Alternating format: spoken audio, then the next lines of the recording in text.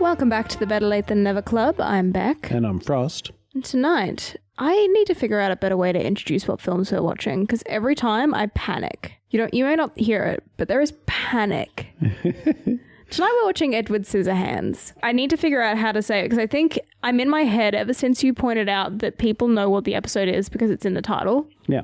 And so now I'm like, dumb idiot, why are you saying the title of the film? I just need you to know that you've made me self-conscious, and this is your fault. And tonight we're watching Edward Scissorhands. Yeah, that's so boring. Where's the flavour? Anyway. Do something flavorful. You want to know what the flavour is? The flavour is on the stovetop. Be right back. You know where there is flavour, where we will find the flavour? Where will we find the flavour? In the genres of this movie. Oh, it's not just... Which have me excited from the get. Can I guess? Sure, there's 3 words, one of which I would not consider a traditional. It's more of a descriptor than a genre. Oh, interesting. Although it probably is a genre, just not a very common one. So it's 3. There's 3. Let's see if you can get any of them. I would have said drama. No. Mystery. No. Oh. Romance. Yes. Yeah. Romantic. Well, no, those are the 3 I would have said. Okay, well, any more guesses? Fantasy? Yes. The third one is the hard one. The one that's like not a very common genre. And that I wouldn't necessarily... Can I have a clue? It's how I describe... One of the words that I use to describe our home, my future wanted home Gothic? decor. Correct. Oh. Gothic romantic fantasy. Interesting. I mean, that fully checks out. It does check out. It's just a bit, it's a bit more niche, a bit more like less, Anyway, but exciting. I'm excited. That excites me. Now, you haven't seen Edward Scissorhands. I have not. Tell me what you know about it. Okay, so I know there's a guy called Edward. And I know that he's played by Johnny Depp. Yeah. And I know that he has scissors for hands. Not quite. Or blades. Yeah. Whatever. And I know that he is like real shy and weird. I actually know a lot about this movie, to be fair, because it's just kind of been around since 1990. And it's kind of got a cool aesthetic. So I've just known about it. So I know that he like cuts hair at some points in the film. Like he's a hairdresser. Pretty sure he's like adopted in like regular suburbia. I don't really know what the world is like. And I'm pretty sure he's made by an inventor or something. Like he's a construct or like partly a construct. This all sounds pretty reasonable. But I don't really know what... I think maybe like the conflict of the movie is that people are like, ooh, weird bad. Weird different bad, pointing at Edward. But I don't know if their goal is to like kill him or arrest him. I don't know what the real conflict of the film is. I also know the romance involves Winona Ryder as our main female opposite Johnny Depp. I had forgotten that. That's what you missed. That's all I know. Yeah. I mean, which is a fair bit, though. You've basically rounded it out. Yeah. It is, I think, foremost... Sorry, that was a weird noise. I think foremost it's a romance in a gothic setting. Mm-hmm. And it's a bit fantastical. And it's like a sad love story. Right vibes, then. Yeah. For the season. Yeah, for sure. Because we wanted to do something spooky but not necessarily scary for those of you out there who don't really want that horror jump scare moment. I think I've seen Edward Scissorhands twice in my life. So this will be the third. This will be the third watching. I don't think I've seen it for about 10 years though, maybe more. So you're ripe for a rewatch. Ripe for a rewatch. Johnny Depp's not usually my favourite person. No? I enjoyed him a little bit in the Pirates of the Caribbean, a bit of a swashbuckler. But most of the other stuff that I've seen him in, like Secret Garden, Secret Window, and other stuff like that, I like how you picked the most niche Johnny Depp films that I have never fucking heard of. I unfortunately, I think he's a questionable, sometimes problematic person, I guess, but I do enjoy his films. Yeah. I have enjoyed him I enjoyed his Willy Wonka, honestly. I enjoyed him as the Hatter in Alice in Wonderland. I don't think I've seen either of those. Really? Yeah. I don't think I've seen the Wonka as him. I don't think I saw the new Alice in Wonderland. Wow. Yeah. He's great in both of those, in my opinion. He plays wacky characters really well. Yeah. I also really liked him. This is shout out to my mum, who I think watched this film with me because she thought it was Johnny Depp's best work, which is Chocolat, which is a romance French film called Chocolate. But Chocolat. Interesting. Anyway, we're getting off topic. We're in Johnny Deppville. The quirky thing, I mean, he's one of the main characters, so one of the main actors, I should say. So, it's worth talking about him. And maybe it is he does well in quirky roles. I've seen him in like more serious roles, and all I can see is the quirkiness coming through, and it I think detracts from it somewhat. Like Secret Garden, Secret Window is a fairly serious horror. Is that one title? Secret Garden, Secret Window? It might just be called Secret Window or Secret Garden. But it's You're based just on saying them both. It's just based in on the case. novel Secret. There's the Secret Garden, the book. I think this is a Secret Garden, Secret Windows, a Stephen King novel. That's different to the. Okay. Yeah. Anyway, I might be completely butchered this. All right. Well, I guess we'll find out in the edit. Either way, that's what I know about the film. Let's talk about the director, because that is another really important aspect of this film. Yeah, I mean, the one thing that you can generally expect when you see, what's his name? Tim Burton. No. Johnny Depp. The one thing you expect when you see Johnny Depp is acting in a film is that the director is good odds Tim Burton. Correct. Like, they seem to be a duo in a lot of stuff. And then Helena Bonham Carter was also another Johnny Depp classic, Nightmare Barber. Okay, no, I did like great that, in that, but I feel like that's because Helena Bonham Carter carried. I think they were just really good together. Yeah. Anyway, we're getting sidetracked again. So Tim Burton is our director. Now, I feel like one of the only reasons that we haven't so far covered a Tim Burton film is because we've seen a lot of them. That's true. So it's kind of like it's a kind of a funny exclusionary factor sometimes, I think, for a director on the pod, because it would seem like we're avoiding certain directors that we would probably enjoy, but that's because we've just seen so much of their catalogue already that we don't have many to choose from that we haven't seen. So looking at Tim Burton's filmography, I've seen Beetlejuice, I've seen Nightmare Before Christmas, I've seen Charlie and the Chocolate Factory, I've seen Sweeney Todd. What haven't you seen of Tim Burton's filmography? Oh, and just before anyone says, yes, okay, he didn't direct Nightmare Before Christmas. He produced it, whatever. Anyway, get off my back. I believe the answer to that is nobody cares. It feels like a Tim Burton film. I mean, it's he wrote it as well. Like, it's him all the way down. Anyway, not to disregard the actual director. Anyway. Whoever he is. Yeah. Mister. The films from his filmography that I haven't seen is Pee-wee's Big Adventure. Me either. I haven't seen his Batman, because he did a 1989 Batman. Don't know it. Also Batman Returns. Ed Wood, Mars Attacks. I did that. Sleepy Hollow. That's apparently a classic. Yeah. I was thinking of reading that for the pod. Anyway. Planet of the Apes. Really? He did. 2001. I've only seen the newer Planet of the Apes. The ones made in like the 2010s. Well, I think is the 2001 completely separate? I think so. Interesting. Anyway. Big Fish. Don't know that one. Haven't seen that. Dark Shadows.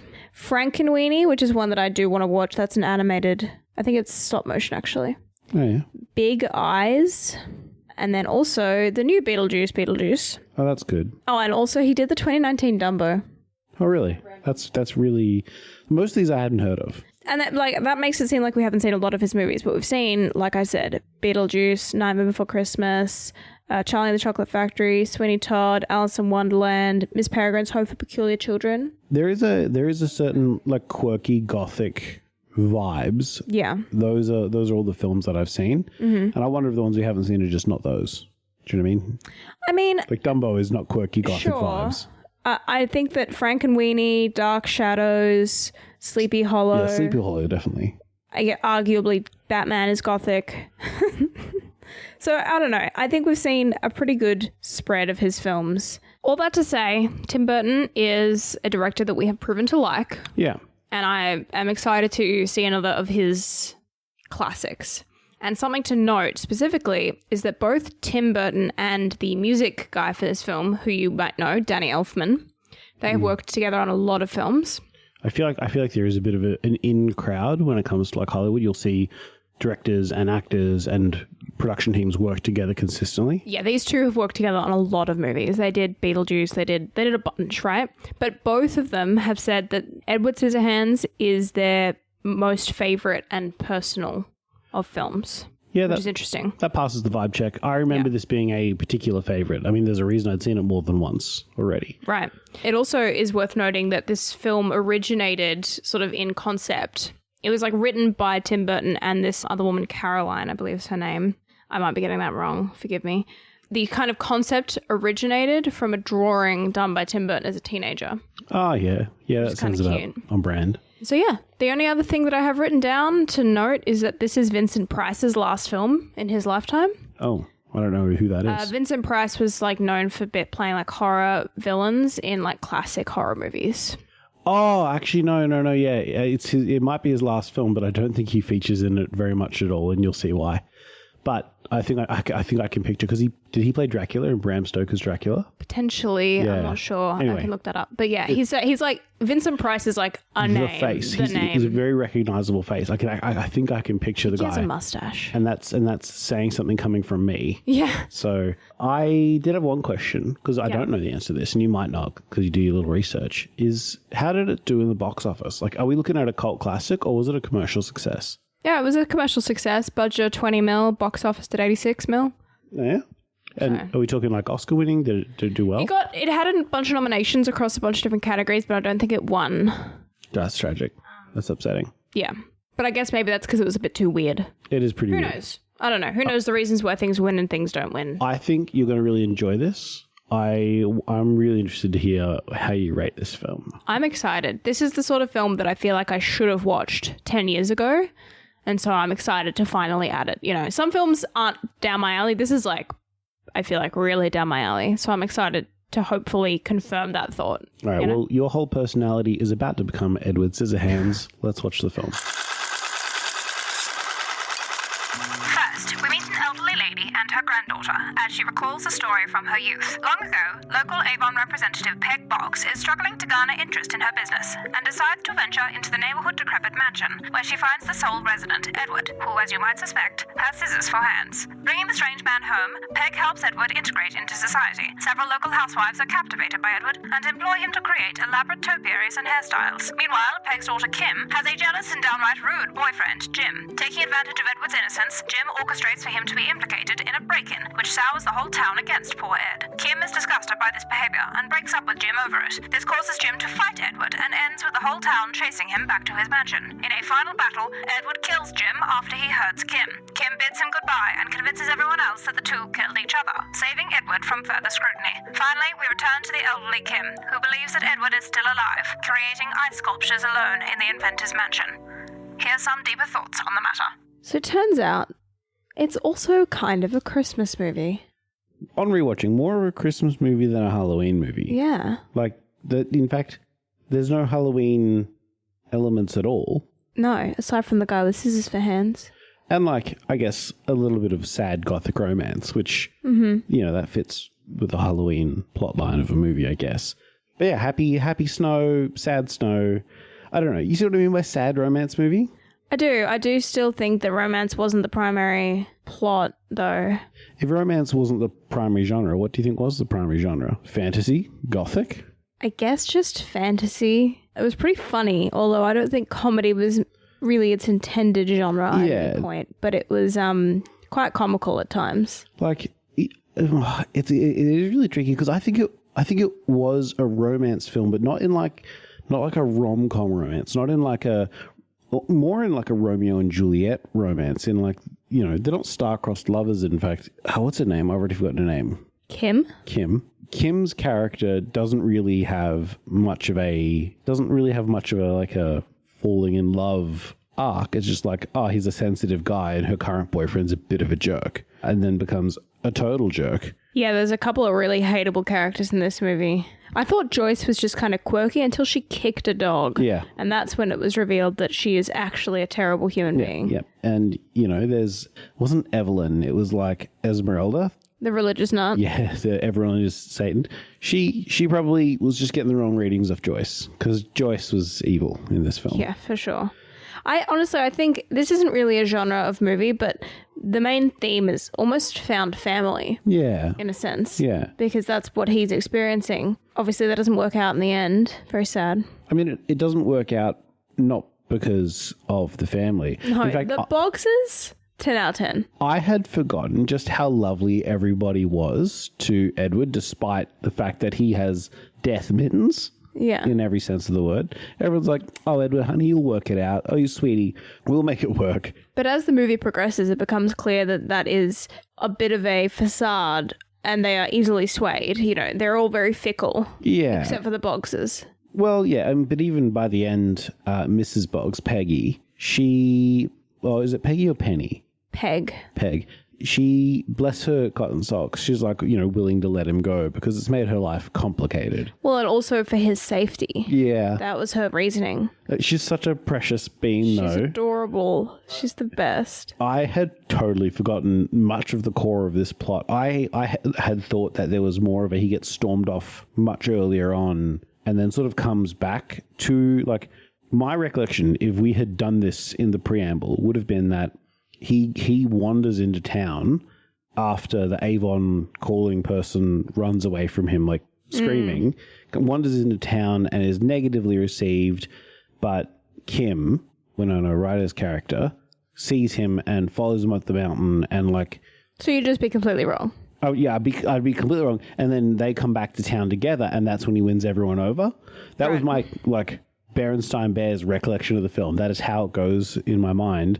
But then obviously Kim's shitty ex-boyfriend gets into a fight and like he kills him and that's when he's exiled and then it snows every year.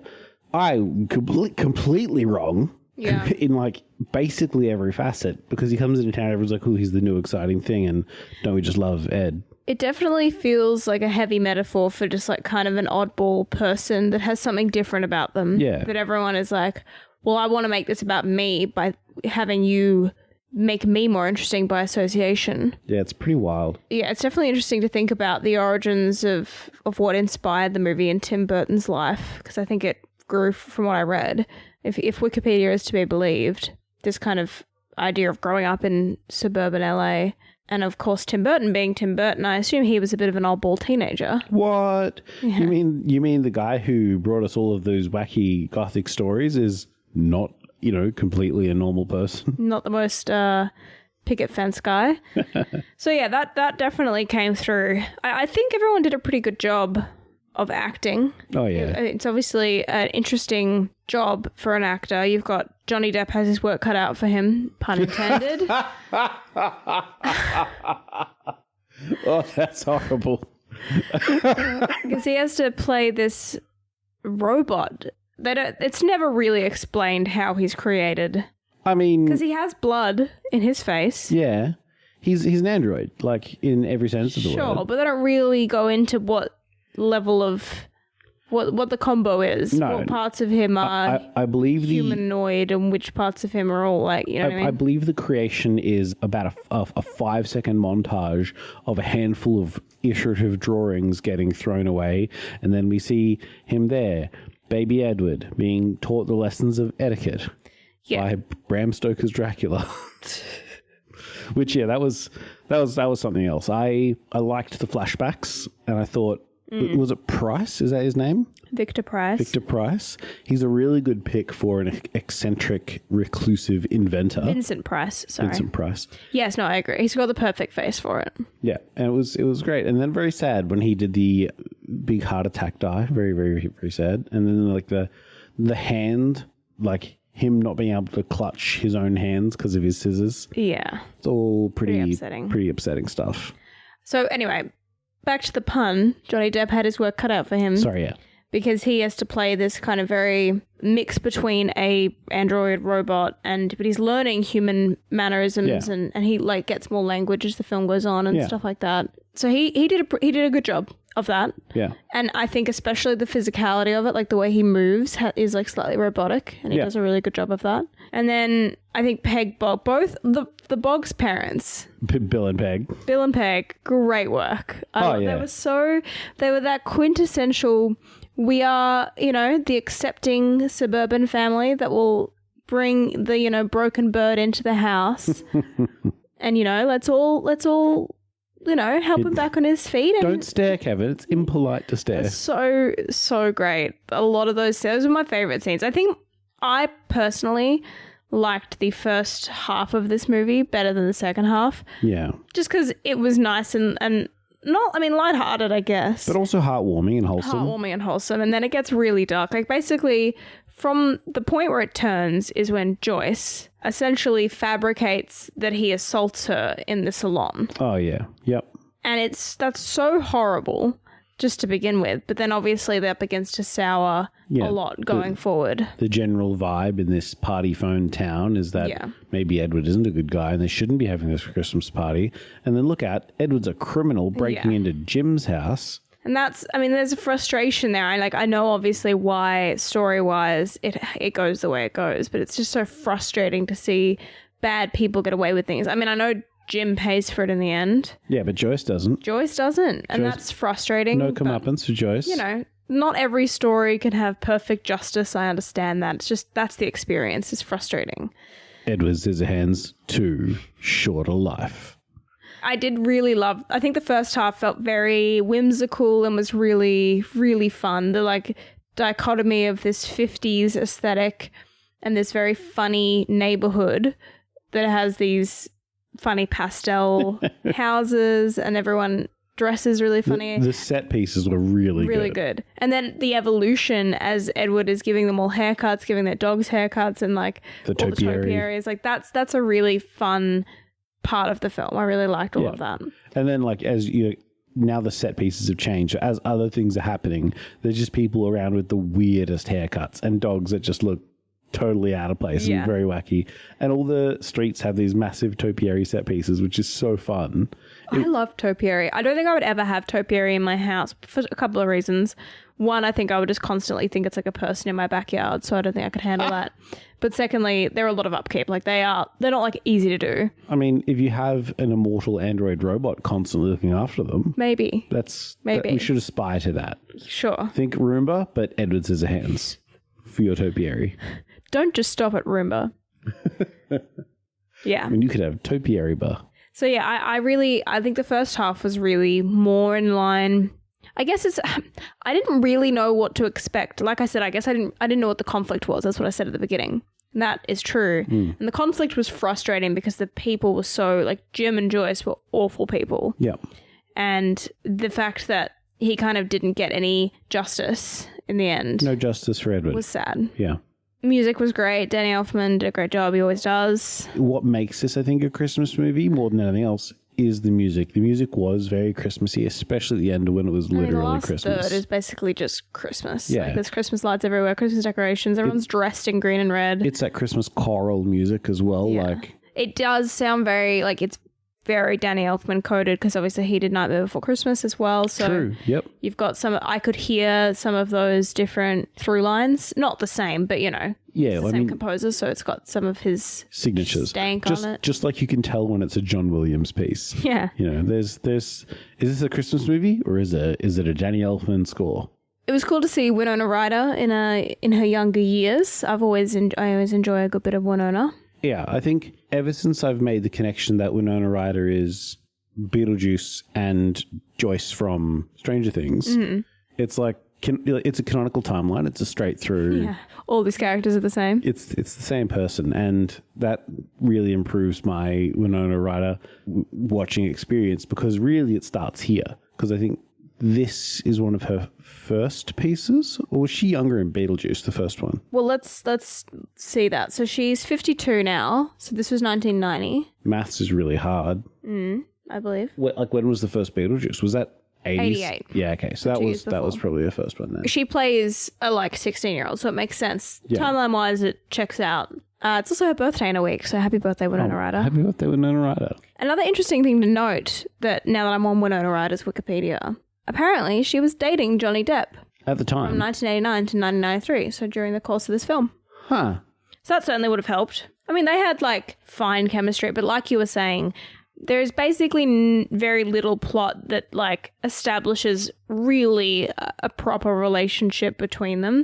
On his side, it's an infatuation. He's definitely he just sees a photo. He sees her picture, he's like, damn, I'm a robot, but now I got feelings. Yeah. What is this feeling? And she starts off very nah. Initially terrified by him. Terrified and then annoyed and kind of embarrassed at having this weirdo living in her house. Yeah. And then she starts to kind of think he's kind of cute. I don't know what she's feeling. She never really verbalizes it, but I think she just realizes that he's a nice, he cares about her. Fundamentally, he is sensitive. Yeah, and also is like he's trying to do good by her, and I think that starts to come to light after the break-in episode. Yeah. When she's like, well, why did you do it if you knew it was Jim's house? And he's like, because you asked me to. So she's just like, well, he's loyal. I'm in. Honestly, the bar is low in a small suburban country area. I mean, she's dating probably the worst guy in town. Yeah. So it's giving very like toxic cheerleader and jock vibes. Yeah. And yeah, he's pretty. I thought he was just going to be like a little bit mean in the way that jocks often are in this kind of movie, but then he turned out to be like really awful. Well, I mean, he was like ramping it up, right? He'd say like mean things, and then he laughed when he got electrocuted, and you know, then not treating him as a person. It just like, and then it got pretty ramped up from there. Yeah. So I don't know. I think Jim got what he deserved. Absolutely. Personally, it was too quick. Too quick. I mean, he tried to. I mean, he was hurting her as well. It's not even like. Yeah. You can't even quote unquote justify it by being like, well, it's he's a dangerous machine, or you know what I mean? Like, yeah, no, he was just being a haphazard, careless American with his big gun and his drunk attitude. Yeah. So yeah, pretty wild. MVP Peg Boggs. Oh yeah, Peg Boggs, like that is Avon calling. Avon calling. Avon calling. My favorite part is with that Avon calling bit is that she knows all the people in town. Yeah. And she still does the whole script and the whole bit. Like, just bless sorry little heart, Peg Boggs. You got the stuff. Yeah. I don't know what the stuff is, but whatever it is, she's got it. Yeah. If I was going to dress up for characters from this movie for Halloween, Peg Boggs, top 3. I think you'd... Okay, sure. Which hairstyle? Start or the end? Probably the start. I don't think I could pull off the pixie cut, but that bob would probably go all right around my face. Yeah. It would be Peg Boggs with a beard because I'm not going to shave for a costume. No. So I wouldn't look quite as cute, quite as demure, but I would look just as like I've got the stern stuff behind a nice smile. I think definitely Kim Boggs would be a good costume if you could find pretty much exactly that dress. I think it would look a bit subpar if you just had a white dress because the style is so important. Same with the wig. If you just had a blonde wig, it'd be like, okay. Right, you're talking about the dress at the end? Yeah. But if you had that exact wig hairstyle with like the big buckle on the side, the dress, I think, and then obviously you'd put some blood splatter on it. I think that'd be a great. But you'd have to get the specific items. Otherwise, it just looks like a blonde in a white dress. What are you, a bride? You know what I mean? Like it doesn't generic zombie film bride murder victim. It doesn't quite track. I mean, I think having a cool Edward Scissorhands costume would be awesome. But it would be hard not to make it cheap with the hands because you obviously probably don't want to have actual blades. I think you could get away with it by just having like wood cutouts on gloves that you could take on and off. Oh, yeah, for sure. You'd have to have. Because you wouldn't have them taped to your actual fingers. Although, what a night to spend the whole night having other people probably like give you food and drink. Straws and stuff. It's lemonade, Ed. You'll like it. You could probably get away with not much though because he's got basically that black latex getup, black leather getup. Yeah. And then like the hair. The hair is pretty iconic. Yeah. And then obviously the makeup. Oh, yeah. Pale yourself out, get some scars. Washed out face. Dark circles, Now, this is a cute movie. I do think it's definitely, it's a Christmas movie. It's less gothic than I remember, And because like the gothic part is just him. Yeah. Everything else is this kind of whimsical 50s, which is such a great, like I said, dichotomy, but it's not quite as gothic, I guess, as I thought it would be. I thought it would be more focused on him and the castle and stuff, you know what I mean? Yeah, I do know exactly what you mean because in my memory, that sure as hell makes a bigger impression rather than 2 minutes at the end. Yeah. I think that the beginning and end being Kim as an old lady kind of telling the story is very, very Tim Burton. Yeah. And there's whimsy to that as well. It's giving Titanic where it's like the old woman telling the story. That's a bit of a trope. I like how Winona Ryder dressed up in old person just makeup. Still sounds like Winona Ryder. You can't quite make yourself sound old fully. Yeah, there's just something about it. And like also the way she moves, it's not careful enough. You know what I mean? She barely moves. Yeah, no, I know. But yeah. Probably because they couldn't get her to look frail. Because she's meant to look quite old. Yeah. God, what a lonely life to be Edward though, you know? Yeah, I mean the implication is though that he doesn't have like all of the feelings. It's a kind of, it's an interesting look into the world of androids, right? Of like what parts of him are humanized and which are not, and is he happier not having to try and conform to this human world that he's not built for. Yeah. So therefore, is he happier alone? You know, can he feel true loneliness or whatever? Like, is that, they don't really go into that super deep. Like, they sort of imply that he's definitely happier in the first half of the film when he's discovering all these new things and everyone's being really nice to him and his talents are being celebrated, like his abilities to do things that other people can't do. And like initially reserved, but then you sort of like, it's acted out. He's enjoying it, especially in the barbecue where all the people are feeding him all the stuff and just like, yeah. So I don't know. It's kind of, it's interesting. It is sad though. Like definitely the humanization, the anthropomorphizing kind of can't be helped because he is kind of human. I feel bad for Mr. Scissorhands. I think we should go up there and say, good job. And g'day. So sorry. And where are you getting all this ice for the snow that you're covering the town in? The logistics of how this man who lives alone in a deserted mansion gets huge blocks of ice. I mean, he can't even pull on pants, yet he can stack blocks of ice. I would like to speak to the judge. Yeah. That's the reason they had to make it a fantasy film. Yeah. No other reason. No other reason. No, definitely not. You ready to rate this? I think so. Little bit. I think I am. It didn't stand up as well in my memory. In my memory, it was bad. It didn't stand up as well on rewatching. Still a good film. Mm-hmm. But I think I had rose-tinted glasses looking back on it. Mm. I think that's maybe because my version of the story is a better version of the story. And you'd rearranged some scenes in your head and added a few. I'm going to forget that I watched this. I'm going to go back to the story that I remembered after this podcast because my memory is terrible as it is. So I'm going to rate this 7.8 Ice Angels out of 10. Very nice. I was actually going to go a tad lower at 7.3 pierced waterbeds out of 10. Oh, that was so funny.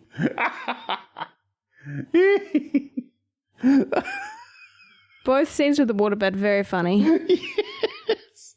It's also like, as the viewer, you see the bed slosh about, and we have the subtitles on. The subtitle is like water slosh. Yeah, well, you know what's coming. I think, honestly, maybe my favorite scene of the whole movie is Kim getting home, freaking out, and then the scene in the hallway where Peg is ushering Kim around and Edward goes to the bathroom and Bill puts the whatever the kid's name is back to bed. But meanwhile, Kim's freaking out about the murder. She's like, he had a knife, he has an axe, there's a killer. And everyone's like, no, you just shush, calm down, Kim.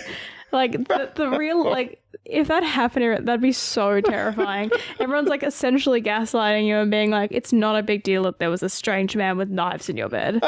Like that. Oh God. But no, it's a fun movie. It's definitely very unique and fun, which makes it, I think that helps it a lot, you know. There's not really many films like it. There's nothing like it. And it's worth a watch, even if, like you said, it may not be everything you remember. If you haven't seen it before, it's well worth seeing. Yeah, it's definitely interesting and unique. And but save it for Christmas if you want. Yeah, this is definitely a Christmas film. I wouldn't dust this off for Halloween. No. Stick to the classics. It's not spooky enough to really be Halloweeny. There's not even a pumpkin. No, not a single pumpkin. He could have carved pumpkins. I know. Didn't anyone think about that? They didn't think about that. They didn't think about that at all. So upsetting. Anyway, that's why I rated it so low, actually. The lack of, really, that was 7.8 pumpkins out of 10. Yeah, it could have been 9.5 pumpkins out of 10, but no, you missed the mark. So that's all I have to say on Edward Scissorhands. I think it is too. Let us know if you have any other movies, Halloween movies, Christmas movies, Labor Day movies. I don't know, any movies you'd like us to watch, review, give our open, honest, and raw thoughts on. You can let us know on Patreon or, of course, over on Instagram, Facebook, etc. Even if you don't have a movie suggestion, just chuck us a comment. Let us know where you're listening to these podcasts because we don't know. There's so many different systems now. I'm struggling to keep track. Let us know what you're going to dress up as for Halloween. Ooh, yeah, I love costumes. Until next time.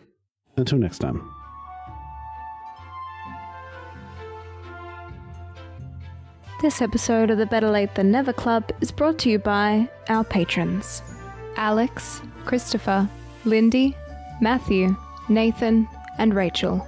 And also our members: Aimless, Andrew, Raina, Salty Pond, and Simon. Thank you for listening.